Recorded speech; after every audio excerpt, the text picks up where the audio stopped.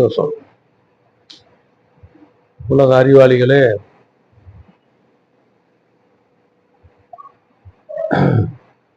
7/1/1938 பரஞ்சோதி மகான் உபதேசம் வாங்கினாங்க. 11/11/1911 அரசனை கடந்த அரசனே வணங்கக்கூடிய அந்த ஆண்டவனை பார்த்தே தீரணும்னு ஏக்கம் பிறந்ததுனால ஏக்கத்தோடையே பலவிதமான முயற்சிகள் எல்லாம் செய்து அவருடைய ஏக்கத்தின் விளைவாக 7/1/1938 பரஞ்சோதி மகானுக்கு உபதேசம் கிடைச்சிது. உபதேசம் கொடுத்த சிறிது நேரங்கள்லயே தோத்தாபுரி சாமிகள் ராமேஸ்வர பரமஹம்சருக்கு உபதேசம் கொடுத்து ராமேஸ்வர பரமஹம்சர் எப்படி ஒரு ஆழ்ந்த நிலையை அடைஞ்சாரோ அந்த நிலையை பரஞ்சோதி மகான் அடைஞ்சிட்டாங்க. அடைஞ்சி சிறிது காலத்திலேயே அவங்களோட தோட்டத்திலையும் பொலிவுலையும் மாற்றம் ஏற்பட்டு பார்க்குறவங்களெல்லாம் அவரை குரு குரு அப்படின்னு சொல்லவும், நான் இன்னையிலேருந்து குரு தான் அப்படின்னு தன்னை மாற்றிக்கிட்டு தான் அடைந்த இன்பம் பெருக வையகம் அப்படின்னு உலக மக்களுக்கெல்லாம் சேவை செய்யறதுக்காக தனி ஒரு மனிதனாக ஹோல்டாலையும் ஒரு பெட்டியும் எடுத்துக்கிட்டு உலகமெங்கிலும் தனி ஒரு மனிதனாக சுற்றி வந்து அவர் செய்த சேவை வந்து ஒரு அளப்பரியது. அதை யாராலையும் செய்ய முடியாது. என்ன அந்த அளவுக்கு அவங்க செஞ்சாங்க. அப்படிங்கும்போது அவங்களுடைய கருணையை நினைச்சு கண்ணீர் விடாது இருக்க முடியாது. 1939 மதுரைக்கு வர்றாங்க. மதுரைக்கு வந்து யாரு எந்த உபதேசம் ஆனவங்களா இருந்தாலும் சரி, எந்த மந்திர துந்திர யோகம் செய்யறவங்களா இருந்தாலும் சரி, அடையோகம் வாசியோகம் பிராணாயாமம் போன்ற யோக முறைகள் எல்லாம் செய்து ஆண்டவனை அடையணுங்கிற எண்ணம் உள்ளவங்க என்கிட்ட வந்து தீட்சை வாங்கிக்கங்க அப்படின்னு தைரியமா நோட்டீஸ் அடிச்சு கொடுத்து சபையை ஆரம்பிச்சு உலகம் நடத்தி ஒரு பெரிய சேவையை செஞ்சுட்டு போனாங்க. அவர் அந்த சேவையை செய்ததுனாலதான் இன்றைக்கு நம்மெல்லாம் ஒரு தத்துவத்திலையும் ஆன்மீகத்திலையும் சிறந்து விளங்கக்கூடிய ஒரு பரஞ்சோதிகா பிரகாசத்துல இருக்கோம். அப்படிங்கிறதுல எந்த விதமான சந்தேகமும் யாருக்கும் தேவையில்லை. அவங்க அந்த சேவையை செய்யாட்டி நம்ம இல்லை. சேவை செய்தாங்க. சேவை செய்தவங்க 7/1/1938 உபதேசம் ஆனவங்க 7/1/1981 ஐக்கியம் ஆகிறாங்க. ஐக்கியம் ஆனாங்கன்னு நம்ம சொல்றது இல்லை, கொண்டாடுறது இல்லை. ஏன் அப்படின்னாக்கா பரஞ்சோதி மகான் வந்து ஒரு விழால பேசும்போது நம்ம எங்கேருந்து வந்தோம், எங்க இருக்கிறோம், எங்க போக போறோம் அப்படின்னு அந்த வார்த்தையை 3 தடவை திருப்பி சொல்லியிருக்காங்க. 3 தடவை திருப்பி சொல்லவும் அந்த வார்த்தையினுடைய உண்மையான அர்த்தத்தை நம்ம கண்டுபிடிக்கணும்னு ஞானவழி சாமிகள் மனசுல பதிஞ்சு அதுக்காக ஒரு முயற்சியை பண்ணி ஒரு சிந்தனையை பண்ணி ஒரு ஆராய்ச்சி பண்ணி அதுக்கு விடைய அடைஞ்சாங்க. அப்படிங்கிறதுனால எங்கேருந்து வந்தாரு, தன்னிலையே அடைஞ்சாரு, செய்ய வேண்டியதெல்லாம் செஞ்சாரு. பரஞ்சோதி செஞ்சாரா இல்லையா? தன்னுடைய கருத்துக்களை பரப்புறதுக்கு உலகமெங்கிலும் சிஷ்ய பிள்ளைகளை நியமிச்சாரு. வந்த இடத்துக்கே திரும்பி சென்றாரு. அவர் மறைஞ்சிட்டாருன்னு சொல்ல முடியுமா? அதனால தைரிய தின விழான்னு கொண்டாடணும். தைரிய தின விழான்னு கொண்டாடணும். அப்புறம் என்ன பண்ணோம், சத்தியுகத்தின் 7ஆம் திருநாள் மற்ற சபைகளில் கொண்டாடுற மாதிரி ஐக்கிய திலா அப்படின்லாம் நம்ம கொண்டாடுறதில்லை. சத்தியுகத்தின் 7ஆம் திருநாள் அப்படின்னு நம்ம பேரை மாற்றணும். ஏன் மாற்றணும் அப்படின்னா அதுக்கு ஒரு காரணம் இருக்கு. என்ன காரணம் அப்படின்னாக்கா, வடலூர்ல வள்ளலார் சாமிகள் இருந்தாங்களா இல்லையா? அவங்க என்ன சொன்னாங்க, அருட்பெருஞ்சோதி அருட்பெருஞ்சோதி தனிப்பெருங்கருணை அருட்பெருஞ்சோதிங்கிறாங்க. இப்ப ஆண்டவனை அருட்பெருஞ்சோதியா பார்த்தவங்க அவங்க. அருட்பெருஞ்சோதி அருட்பெருஞ்சோதி தனிப்பெருங்கருணை. அருட்பெருஞ்சோதி ஒண்ணுதான் விரிஞ்சு அருட்பெருஞ்சோதியா மாறுது. என்ன இந்த அருட்பெருஞ்சோதி தன்மையை அடைஞ்ச வள்ளலார் மாதிரி மகான்கள், பரஞ்சோதி மாதிரி மகான்கள், ஞானவழி சாமிகள் மாதிரி மகான்கள், அவங்களுடைய தனிப்பெருங்கருணை உலக மக்கள் இருக்கத்தானே செய்யும். அதனால ஆண்டவனை அருட்பெருஞ்சோதியா அடலூர் வள்ளலார் சாமிகள் பார்த்ததுனால அவரை அடையாளப்படுத்தணும். என்ன சொல்றோம், அருட்பெருஞ்சோதின்னு சொல்றோமா இல்லையா? அதே மாதிரி நம்ம பரஞ்சோதி ஜெகத் மகாகுரு ஞானவள்ளல் பரஞ்சோதி மகான் யாரையுமே ஒரு பெரியவங்களை குறிப்பிடும் போது நம்ம திருமதி திருவாளர் அப்படின்னு போடுறோம். அது மாதிரி ஒரு மகானை குறிக்கும் போது இந்த மாதிரி மொட்டையா பரஞ்சோதி மகான்னு சொல்ல இனிமே விஷய பிள்ளைகள் தவிர்க்கணும். அதே மாதிரி மிஸ்டர்னு போடுறது இது கூட தேவையில்லை.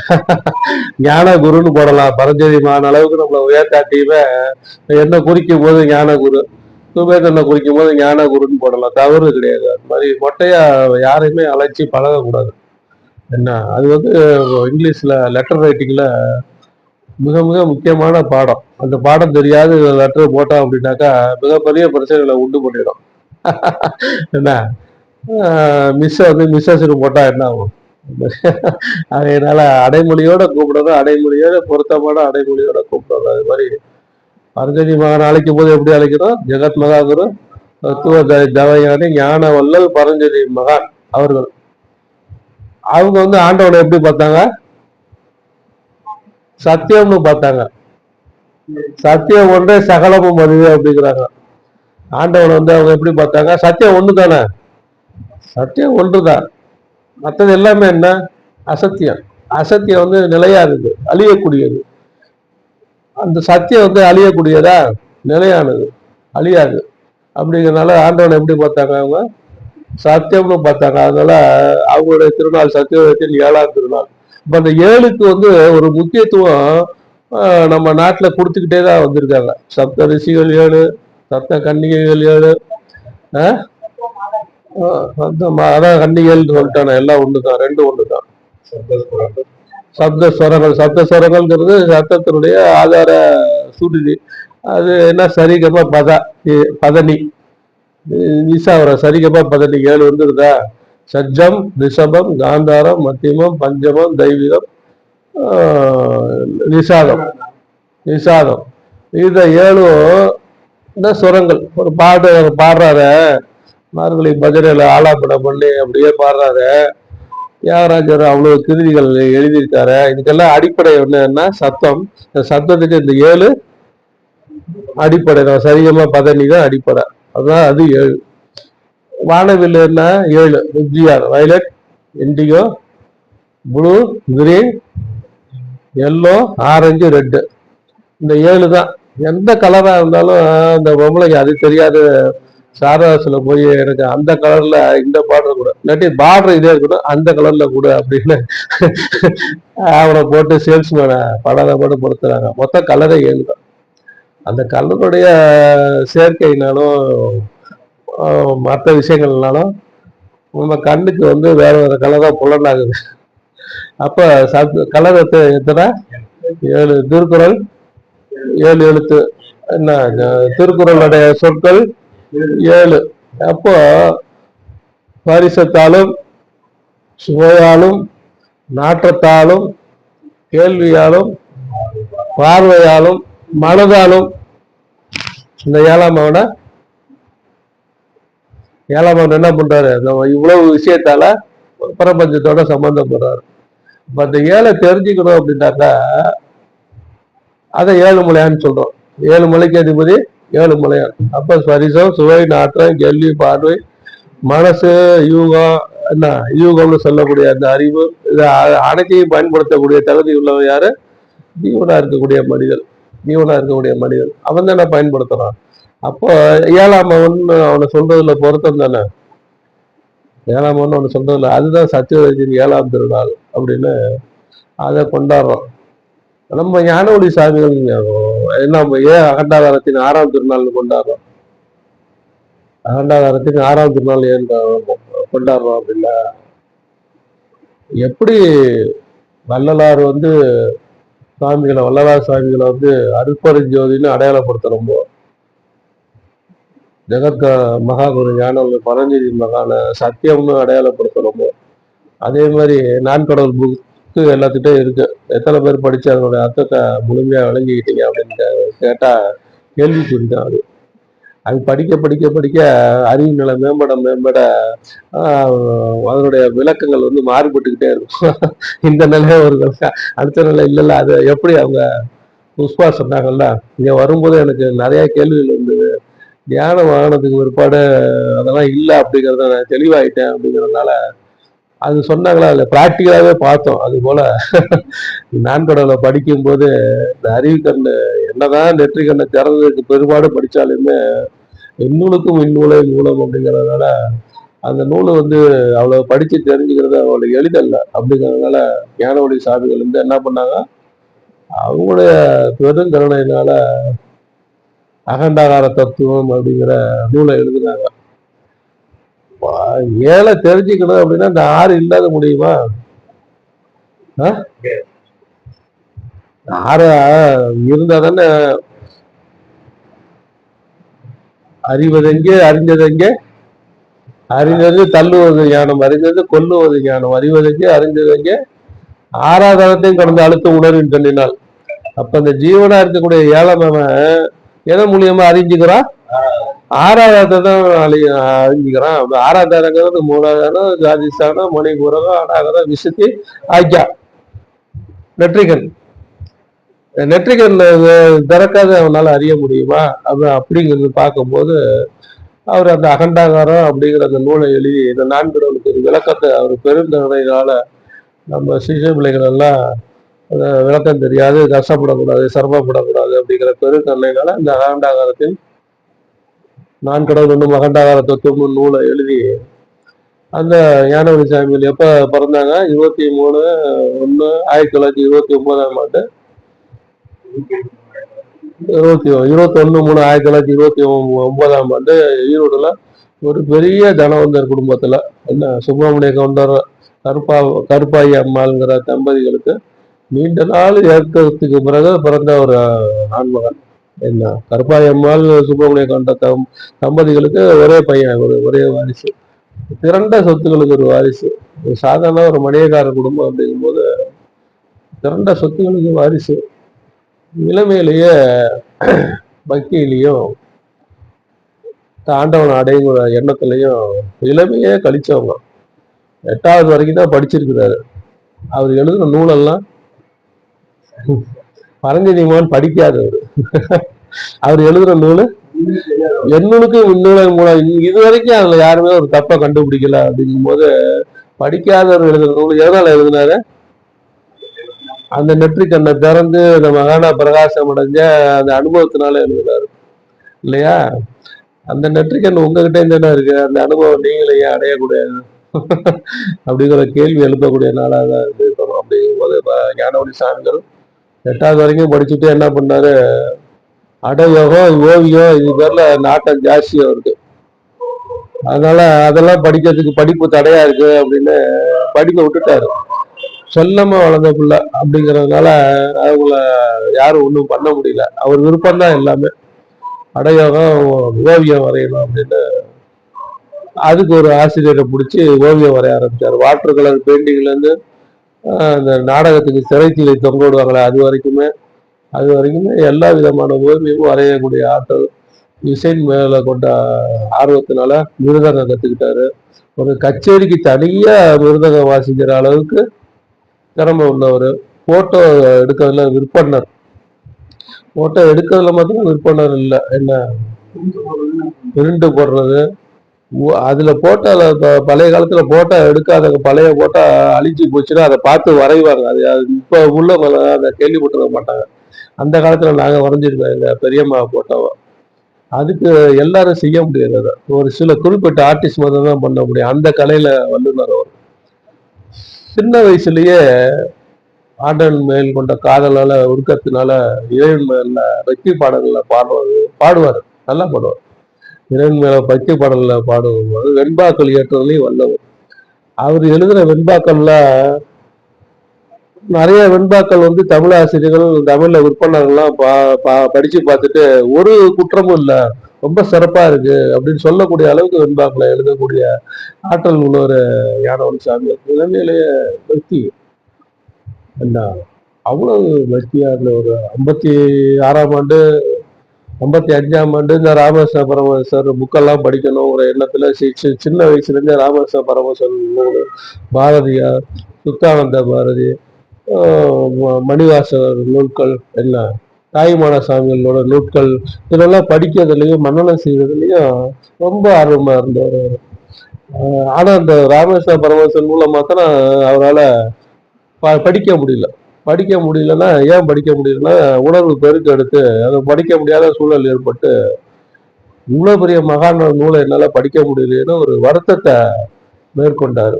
தன்னுடைய 13, 14 வயதிலேயே நெற்றியில குறுகுறுப்பு அனுபவிச்சாரு. அவரு சுபேந்திரன் சொன்ன மாதிரி 56ஆம் ஆண்டு ரமண மகரிஷியோட நான் யாருன்னு புத்தகம், அந்த நான் யாருன்னு புத்தகம் உங்களுக்கு கிடைச்சா வாங்கி படிச்சு பாருங்க. திவாகர் கூட ஒரு தடவை அதில் போட்டிருந்தாரு, பிடிஎம் ஃபார்ம் நம்ம ஸ்ரீரங்க சபையில் போட்டிருந்தாரு. அந்த புத்தகத்துல இந்த நான் யாரு அப்படிங்கிற விசாரத்தை அவ்வளவு அருமையா விளக்கியிருப்பாங்க ரமண மகரிஷி. ஒரு வெளிநாட்டு பக்தர் வந்து ரமண மகரிஷிட்ட நான் யார் இந்த உடம்பா, அதுக்கு ரமண பதில் சொல்றாரு, எனக்கா சந்தேகம், உனக்கு தானே சந்தேகம், நான் ஒரு காலம் புத்தியா இருக்கணும், திரும்ப திரும்ப என்கிட்டே கேட்குறிய, உனக்கு தானே சந்தேகம், நான் மனமா இருக்கணும், என்கிட்டே கேட்டு என்ன பண்றது, நீ சிந்தனை பண்ணு, நம்ம கனவுல நான் எங்க இருக்கேன் அப்படின்னு அடுத்த கேள்வி. அப்போ ஒரு அறிவை உள்முகமா திருப்பி என்ன மூலத்தை அறிந்து என்ன தன்னை அறி, அது ஒன்னால தான் முடியும், நான் வந்து உனக்கு அந்த வகையில தான் உதவ முடியும் அப்படிங்கிற மாதிரி ஒரு பதில் அந்த உரையாடல்ல இருக்கு. அதை படிச்சதுல இருந்து அந்த சிந்தனை திரும்ப திரும்ப திரும்ப திரும்ப ஒரு மைண்ட்ல ஓடிக்கிட்டே இருக்கு, திரும்ப திரும்ப ஓடிக்கிட்டே இருக்கு. அதை சிந்தனையோடைய ஒரு நாள் பூஜை அறையில உட்காந்து பூஜை பண்ணும்போது அவர் சொன்ன மாதிரி மணிக்கணக்கா ஆழ்ந்து உணர்வு பெருக்கெடுத்து அந்த அறை முழுக்கவே, பூஜை அறை முழுக்கவே தான் நிறைஞ்சு இருக்கிற மாதிரி ஒரு எண்ணம் ஏற்பட்டு எவ்வளவு நேரம் உட்காந்துருந்தோன்னு தெரியாத நிலையில மத்தியானம் வெளியில வர்றாரு. அப்போ அவங்க அம்மா உங்களுக்கு என்ன காலை சாப்பாடா மதிய சாப்பாடா அப்படின்னு சொல்லும் போதுதான் அவருக்கு நேரம், மதிய சாப்பாட்டுக்கான நேரம் வந்துருச்சுங்கிறதே தெரியும். அந்த அளவுக்கு ஒரு பழனி மலையே அங்க பிரதட்சணமா, பழனி மலையே அடிவாரத்தை யாரும் அங்க பிரதட்சணமா வந்தது இல்லை, ஏன்னா தூரம் ஜாஸ்தி. சொன்னது வந்து அடிவாரத்தை அங்க பிரதட்சணமா வந்த விஷயம். அந்த அளவுக்கு பக்தியில இருந்தவர், ஒரு இயக்கத்திலேயே இருந்ததுனால 23/8/1963ஆம் ஆண்டு பரஞ்சோதி மகான அவரு ஒருத்தர் அழைச்சிட்டு போறாரு, நீ இவ்வளவு பக்தியா ஏக்கத்தோட இருக்க, உன்னுடைய கேள்விகள்லாம் என்னால விடை தர முடியாது, விடை தரக்கூடிய ஒரு மகான் வந்து வந்திருக்காங்க கோயம்புத்தூர்ல அப்படின்னு அழைச்சிட்டு போய் அவங்களுக்கு உபதேசம் வாங்கி வைக்கிறாங்க. உபதேசம் வாங்கி 6 மாதத்திலேயே சென்னையில வந்து மகான் அவரை பார்க்க போகும்போது நீ இன்னில இருந்து உபதேசம் கொடுக்கலாம் சொன்னதுனால உபதேசம் அது வயல்லையே ஒரு சிறு குடிசை போட்டு உபதேசம் கொடுக்க ஆரம்பிச்சு சபையை சிறப்பா நடத்திட்டு வராங்க. அப்போ சேலத்துல ஒரு விழால பரஞ்சோதி மகான் கலந்துட்டு இருக்கும்போது ஷாரட் வண்டியில பரஞ்சோதி மகானை அலங்கரிச்ச ஷாரட் வண்டியில அழைச்சிட்டு போகும்போது யானவழி சாமியார் கீழே நின்றுட்டு இருக்காங்க. பாப்பா வா மேல வா அப்படின்னு அழைச்சி மேல தனக்கு சரிசமமா உட்கார வச்சு அழைச்சிட்டு போடக்கூடிய பாக்கியம் தான் இருக்கிற காலத்திலேயே ஞானவழி மகான் தான் வாரிசு அப்படிங்கிறத குறிப்பால உணர்த்திட்டு தான் போயிருக்காரு, உணர்த்தாம இல்லை. அதை மற்ற சபையில உள்ளவங்க வந்து ஒத்துக்காத காரணத்தினால ஞானவழி சாமிகள் வந்து அவங்களுடைய சேவையை சிறப்பாக தான் செஞ்சாங்க. அது ஒன்றும் எந்த விதமான குறையும் இல்லை, ஞானிகளுக்கெல்லாம் ஞானி அப்படின்னு.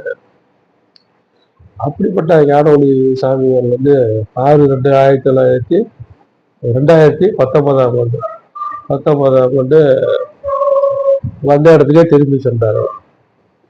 எப்படி பரஞ்சோதிமான் வந்து வந்த இடத்துக்கே திரும்பி சென்றாரோ, அதே மாதிரி ஞானவழி மகானும் அந்த இடத்துக்கே திரும்பி சென்றார். அவர் இல்லைன்னு சொல்ல முடியாது. இல்லைன்னு சொன்னோம் அப்படின்னாக்கா நமக்குலாம் சூக்குமமா இருந்து உழைச்சிட்டு இருக்காரு, அப்ப அவர் யாரு? பிரபஞ்சம் முழுக்க தன் எண்ண அலைகளால நிரம்பியே இருக்காங்க பரஞ்சோதிமானும் ஞானவழி சாமிகளும். அப்படிங்கிறதால சத்தியத்தின் அகண்டாகாரத்தின் 6ஆம் திருநாள் அப்படின்னு இந்த 6ஆம் திருநாளை கொண்டாடுறோம். அகண்டம் அப்படின்னா கண்டம்னா துண்டுபட்டது, கண்டம் தானே அது மேப்ல சொல்றோமே. ஒரு காலத்துல ஒன்னா இருந்தது, பிளவுபட்டு இலங்கையே இந்தியாவோட ஒட்டிட்டு இருந்த நாடு, அப்புறம் பிளவுபட்டு என்ன ஆச்சு, கண்டம் ஆயிடுச்சு. இலங்கை வந்து இல்லையா தீவு, இலங்கை வந்து தீவு. அது மாதிரி கண்டம் அப்படின்னாக்கா ஒன்னா இருந்தது, துண்டுபட்டா கண்டம், உப்பு கண்டம்னு சொல்றோம். துண்டுபடாது என்ன அகண்டம். அப்போ பக்த பிரகலாதன் கதையில பிரகலாதன்ட்ட இரண்யகசிபு கேட்கிறாரு, நீ வணங்குற ஹரி இந்த தூணில் இருக்கிறாரா? இருக்கார். அப்படிங்கும் போது அதை உடைக்கும் போது தூண்ல இருந்து நரசிம்மர் அவதார வழியில வருது. அப்ப தூணிலும் இருப்பார் துரும்பிலும் இருப்பார் அப்படின்னு சொல்லும் போது அது துவைதமாகப்படுது. தூணு வேற துரும்பு வேற கடவுள் வேற அப்படின்னு. ஆனா உண்மை என்ன, தூணா இருக்கிறதும் அவர் தான், துரும்பா இருக்கிறதும் அவர் தான். அப்படிங்கிறதுனால தூணாவும் இருக்காரு துரும்பாவும் இருக்காரு. அப்படிங்கும் போது அங்க வந்து துண்டு விடாத தன்மை வந்துடுது. துண்டு விடாத தன்மை வந்துடுது இல்லை. அப்ப அகண்டாகாரம் வந்து துண்டுபட்டதா அப்படின்னு பார்த்தா தன்னிலையில் தானாகி ஓங்கார ஒளியுமாகி விண்ணாகி மீனாகி நீராகி நிலமாகி தாவரமாகி வித்தாகி உருவாகி விந்தாகி மனுவாகி மதியாகி அப்ப மதியாகி நீதியாகி நினைத்ததாகி நீதியாகி நின்றமர்ந்த நிலையில் தன்னிலையில் தானா இருப்பதை நான் அப்படின்னு மகான் பாடுறாரு. இந்த மகான் பாடல்ல எங்கேயாவது துண்டுபட்டிருக்கா? தன்னிலையில் தானா இருந்த ஆதி பிரபஞ்சமா விரிஞ்சு பிரபஞ்சத்துல போய் ஒடுங்குது. அப்ப அது துண்டுபடாதது. அதுதானே நம்ம வந்து நம்ம சொல்ற வெட்டாத சக்கரம் பேசாத மந்திரம். வெட்டாத சக்கரம், இந்த சக்கரம் எங்கேயுமே துண்டுபடாதது, சுத்திக்கிட்டே இருக்கு. சுத்திக்கிட்டே இருக்கோம்னா நம்ம ஏக்கம் வந்து நிக்கவே நிக்காது. அதே மாதிரி இந்த அகண்டாகாரமும் துண்டுபடாது. அப்படிங்கிறதுனால இந்த அகண்டாகாரத்தின் 6ஆம் திருநாள் கொண்டாடுறது பொருத்தம் தானே. இந்த 6 கொண்டு தானே 7 தெரிஞ்சுக்க முடியும். அப்படிங்கிறதுனால அகண்டாகாரத்தின் 6ஆம் திருநாள்னு கொண்டாடுறோம். இப்போ செல்வாய் சொன்ன மாதிரி இந்த விழாக்கள் எல்லாமே அவங்களுடைய போற்றத்துக்காகவும் அவங்களுடைய வாழ்க்கைக்காகவும் கொண்டாடுறது அல்ல. நம்ம அவங்க நினைவு கூறும் போது அவங்க நெட்டுக்கண்ணை திறந்ததுனால அறிவு ஆராய்ச்சி செய்து தன்னிலை அடைந்து அந்த ஆண்டவனுடைய திருவடியை ஐக்கியமானாங்களே, நமக்கும் நெட்டுக்கண்ணை திறந்து கொடுத்துருக்காங்களே அவங்களோட பாக்கியத்தினால, நம்ம ஏன் அந்த நிலையை அடையக்கூடாது அப்படின்னு ஒரு உத்வேகம் பிறக்கக்கூடிய நன்னால தான் இதை எடுத்துக்கணுமே ஒழிய அவங்கள பாராட்டுறோம் அவங்கள போட்டுறோம் அப்படின்னு நினைச்சு ஏமாந்துடக்கூடாது. அந்த உத்வேகத்தை வளர்த்துக்கூடிய நாள். நம்ம ஒரு உறுதிமொழிய சத்சங்கத்துல கலந்துக்கிட்டோம். இன்னைக்கு என்ன உறுதிமொழி எடுக்கிறோம்? புது வருஷம் உறுதிமொழி மாதிரி இன்னைக்கு எடுத்துக்கோங்க. சத்சங்கத்துல தவறாது கலந்துக்குவோம் இல்லையா? இன்றையில் ஏதாவது நம்மிடம் உள்ள தேவையில்லாத விஷயங்களை விட்டொழிப்போம். ஏதாவது ஏன் எடுத்துக்க கூடாது? அந்த நாளாதான் இதை பார்க்கணுமே ஒழிய அவங்கள கொண்டாடுறதுனால எடுத்துக்கிட்டு ஏமாந்து போயிடணும். சரியா? சந்தோஷம். வேற என்ன வேணும்? தைப்பூசம் வருது செவ்வாய்க்கிழமை. யாரும் கேட்டாங்க தைப்பூசத்தை பத்தி.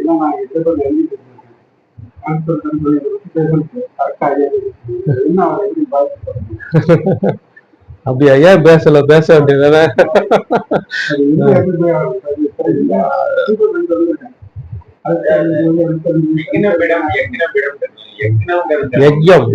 யஜ்யம்னாக்கா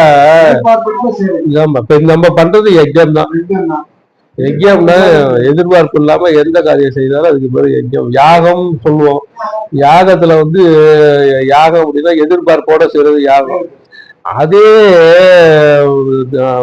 ஆகுதி வளர்த்து நெருப்பை வளர்த்து ஆகுதி போட்டு எந்த எதிர்பார்ப்பும் இல்லாம செய்யறதுக்கு வந்து யஜ்யம்னு பேரு. அது மாதிரி யஜ்யம் அப்படின்னா எதிர்பார்ப்பு இல்லாத செய்யறதுக்கு பேர் எல்லாமே யஜ்யம் தான். இப்ப நம்ம இந்த சபையை வந்து யஜ்யமா தானே நடத்திட்டு இருக்கோம்.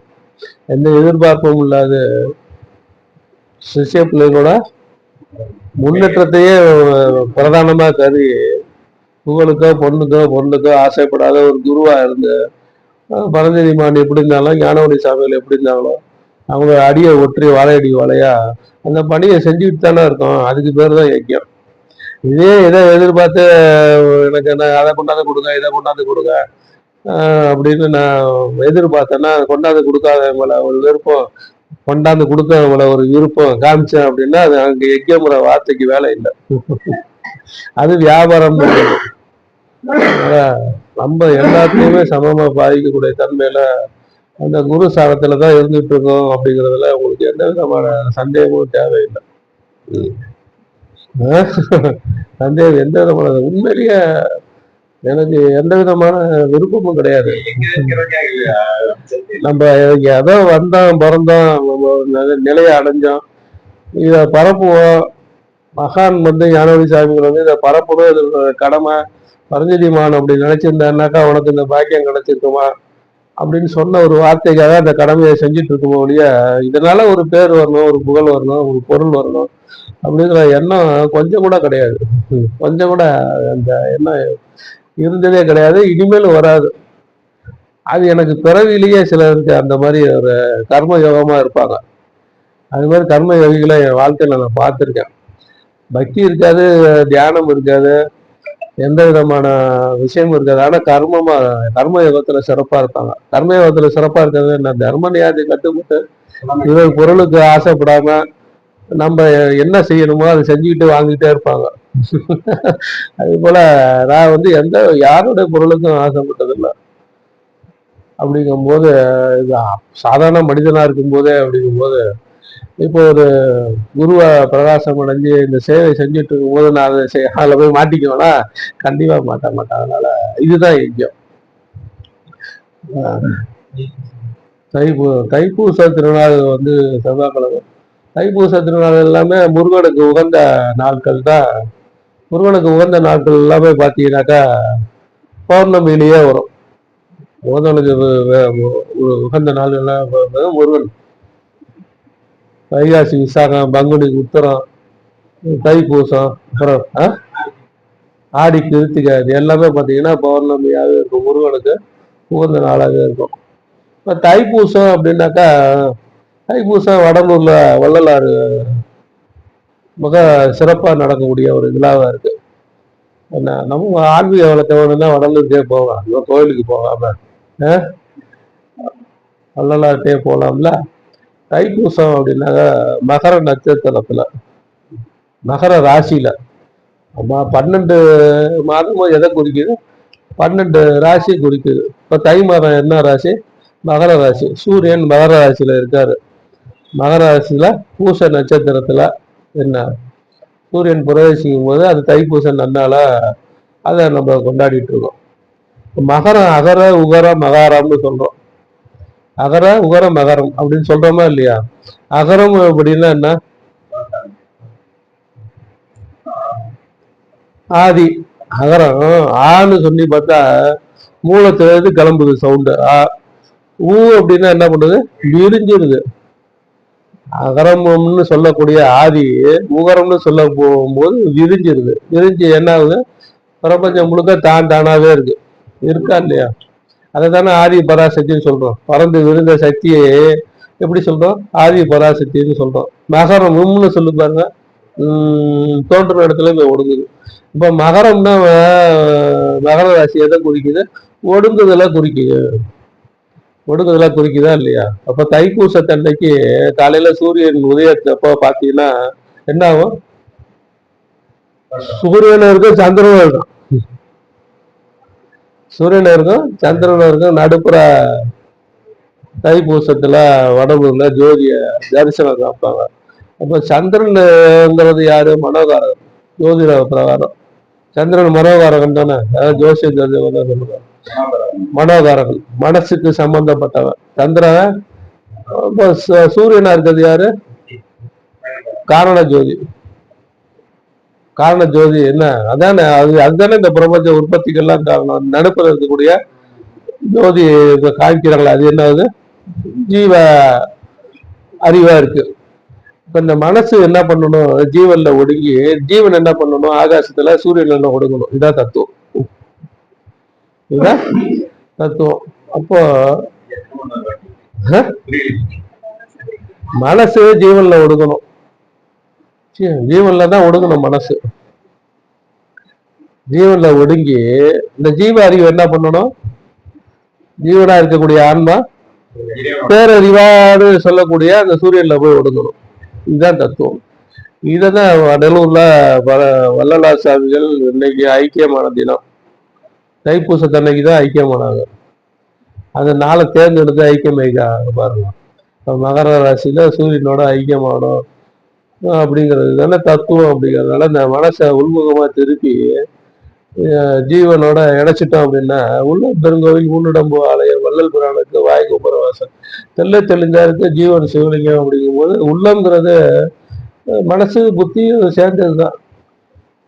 மனசும் புத்தியும் சேர்ந்தது தானே. மனசும் புத்தியும் சேர்ந்ததுனால ஐந்து முகம் தோன்றின் ஆறு முகம் தோன்றும் வெண்சமதனில் அஞ்சல் என வேல் வந்து தோன்றும் அப்படின்னு பாடுறாங்க. என்ன அஞ்சு முகம் வெண் சமர்னா என்ன அந்த இடத்துல அப்படின்னா, மனசுக்கும் புத்திக்கும் நடத்தக்கூடிய சண்டை. மனசுக்கும் புத்திக்கும் நடக்கக்கூடிய சண்டை. வெண் சமதனில் வேல் வந்து தோன்றும். அப்போ ஞானங்கிற வேல் வந்து என்ன பண்ணுது? சமாதானப்படுத்துது. புத்திய மனசையும் சமாதானப்படுத்தி என்ன பண்ணுது? அப்பா நீ எல்லாமே ஒரு கற்பனையான ஒரு விஷயம். நீ எங்கேருந்து வந்தியோ அங்கேயே போய் ஐக்கியமாகும் அப்படின்னு. ஞானத்தை அடையணும் அப்படின்னாக்கா ஞான வேல் வீர வேல் வெட்டு வேல் அப்படின்னு முருகனுக்கு இந்த வேலுக்கு விதவிதமான பேர் உண்டு. அப்ப இந்த மனிதனா பிறந்தவ யோகம் செஞ்சு ஆண்டவனை அடையணும்னா அவனுக்கு என்ன வேணும்? ஞானங்கிற வேல் வரும். ஞானங்கிற வேல் மாத்திரம் போதுமா அப்படின்னு பார்த்தாக்கா பத்தாது. புலன்களை அடக்கக்கூடிய வீரங்கிற வேல். புலன்களை அடக்காம ஞான முத்திரம் இருந்து என்ன பண்ணுவோம்? ஞான முத்திரம் இருந்து என்ன பண்ணியும் புலன்கள் அடக்காது. அப்ப அந்த வீரம் இல்லாட்டி ஞானத்தால பயன் இல்லை. ஞான மத்தனமே இருந்து வீரம் இல்லாட்டியும் பயன் இல்லை. அப்ப ஞானவேல் வீரவேல் இந்த ரெண்டு வேலையை கொண்டு நம்ம வந்து அசுரர்களை சம்ஹாரம் பண்ணா என்ன நடக்குது? வெற்றி வேல் கிடைக்குது. அப்ப முருக பெருமான் அப்படின்னாக்கா என்ன அப்படின்னாக்கா, முருக பெருமான் என்ன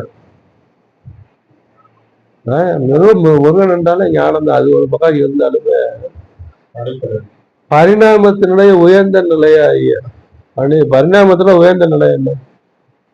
மனிதன் என்ற பரிணாமம். மனிதன் என்ற பரிணாமத்துல ஆண்டவன்கிற தத்துவம் அவன்தான் இருந்துட்டு என்னமா அவனை வாழ்விக்குது அப்படிங்கிற தத்துவத்தை விளக்குறது தான் முருக பெருமானுடைய தத்துவம். அப்போ முருக பெருமான்கிட்ட எப்படி இருக்காரு? நெற்றி கண்ணா இருக்காரு. ஐயா சாணம்னு சொல்லக்கூடிய நெற்றி கண்ணா இதான ஆகியாசன் சொல்லக்கூடிய நெற்றிக்கண் உச்சந்தி வாசல் ராமகான் பள்ளி வாசல் என்ன இப்படின்னு பல பேர்களால அழைக்கப்படுற அந்த நெற்றிக்கண் வந்து யாரா இருக்காரு? முருக பெருமானாக இருக்காரு. அதுதான் அருணகிரிநாதர் பாடுறாரு. ஏது புயல் ஏறி விளையாடும் முகம் ஒன்று, ஈஸ்வரோட ஞான மொழி பேசும் முகம் ஒன்று, கூறு மடிவர் குறை தீர்த்த முகம் ஒன்று, குன்றுருவ வேல் வாங்கி வந்த முகம் ஒன்று, மாறுபடு சூரரை வதைத்த முகம் ஒன்று, வள்ளியை மனம் புரிய வந்த முகம் ஒன்று அப்படின்னு பாடிட்டு கடைசியில் என்ன பண்ணாரு? ஆறுமுகமான ஒரு நீ அருள வேண்டும் ஆதி அருணாசலம் வந்து பெருமாளைன்னு முடிக்கிறாரு. அப்போ முதல்ல பண்ண ஆறுமுகம் யாருக்கு? பக்தியில உள்ளவங்களுக்கு. அப்ப அந்த பக்தியில உள்ளவங்களுக்கு முதல்ல பண்ண ஆறுமுகம். இப்ப ஆறுமுகமான பொருள் நீ அருள வேண்டும் அப்படிங்கும் போது வேற பண்ண ஆறுமுகம் உண்மையான ஆறுமுகம் இல்ல, வேற ஏதோ ஒரு ஆறுமுகம் இருக்குன்னு தானே அர்த்தம். அந்த ஆறுமுகமான பொருள் நீ அருள வேண்டும் ஆதி அருணாச்சலம் பெருமானே அப்படின்னு பாரு. அப்ப அருணாச்சலங்கிறது என்ன? அருணாச்சலங்கிறது பூர்வ மத்திய இல்லை. அருணாச்சலங்கிறது சகசரம். மலைங்கிறது உச்சி தான். இந்த உச்சியில அன்னாலங்கிறது தெரியுமா இல்லையா? எல்லாத்துக்கும் நாக்குக்கு மேல உள்ள ஒரு இடம். அதுல காத்த இழுத்து பாருங்க, காத்து அந்த துவாரத்து வழியா உள்ளார போதா இல்லையா? அங்க பிரகாசமா இருக்கக்கூடியதுதான் அந்த ஜோதி. ஆதி அருணாச்சலம் வந்து பெருமானே. அவர் வந்து இந்த ஆறுமுகத்துக்கு விளக்கம் சொல்லணும் அப்படிங்கிறார். ஆறுமுகத்துக்கு விளக்கம் என்ன? அவர் தான் விளக்கம் தரணும். ஆதி அருணாச்சலம் பெருமானே ஆறுமுகமான பொருள் நீ அருள வேண்டும். ஏன் ஆறுமுகமான பொருள் நீ அருள வேண்டும்? யாருக்குள்ளே சொன்னா ஏழாம் அவன். இந்த ஆறு இல்லாட்டி ஏழுக்கு போக முடியாது. பரிசம் சுவை நாற்றம் கேள்வி பார்வை யுகம் அப்படின்னு சொல்லக்கூடிய அந்த ஆறு பரிசம் சுவை நாட்டம் கேள்வி பார்வை அஞ்சு. இந்த அஞ்சையும் பயன்படுத்தக்கூடியவ யாரு? யூகம். அப்ப யூகம் தான் முதல் முகம். இந்த முதல் முகம் வந்ததுக்கு அப்புறம் தான் அந்த அஞ்சையும் பயன்படுத்தக்கூடிய தகுதி உனக்கு கிடைக்குது.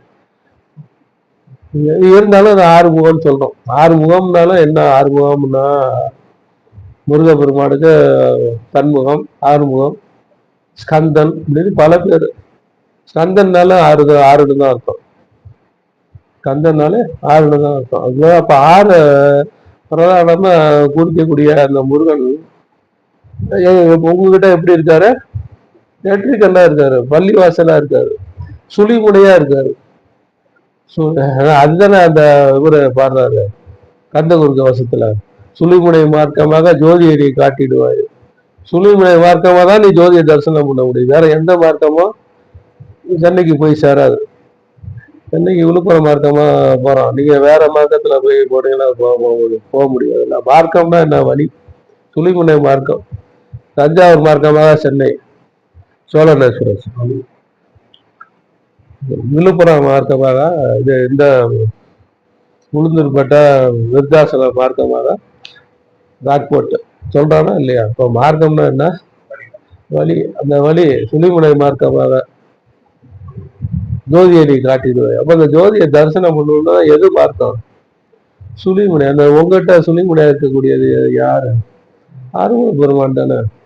இந்த ஆறுமுக பெருமானை நெற்றிக்கல்ல சுழிமுனை மார்க்கமா நீங்க உபாசிக்கும் போது உங்களுடைய அறிவுல மாற்றம் ஏற்பட்டு, அறிவுல தெளிவு ஏற்பட்டு, ஆராதனத்தில் இருந்த மாசுகள்லாம் நீங்கி, ஆராதனத்தில் இருக்கக்கூடிய மாசுகள்லாம் நீங்கி, அந்த புலன்கள் வழியா வெளியே செல்லக்கூடிய மனசை உள்முகமா திருப்பி, அந்த எங்கே வந்ததோ அந்த இடத்துல செலுத்தி மூலத்தை அறிந்து நிம்மதியா இருக்கிறது தானே தியானம். அதனால இதுதான் முருக பெருமான் தத்துவம்.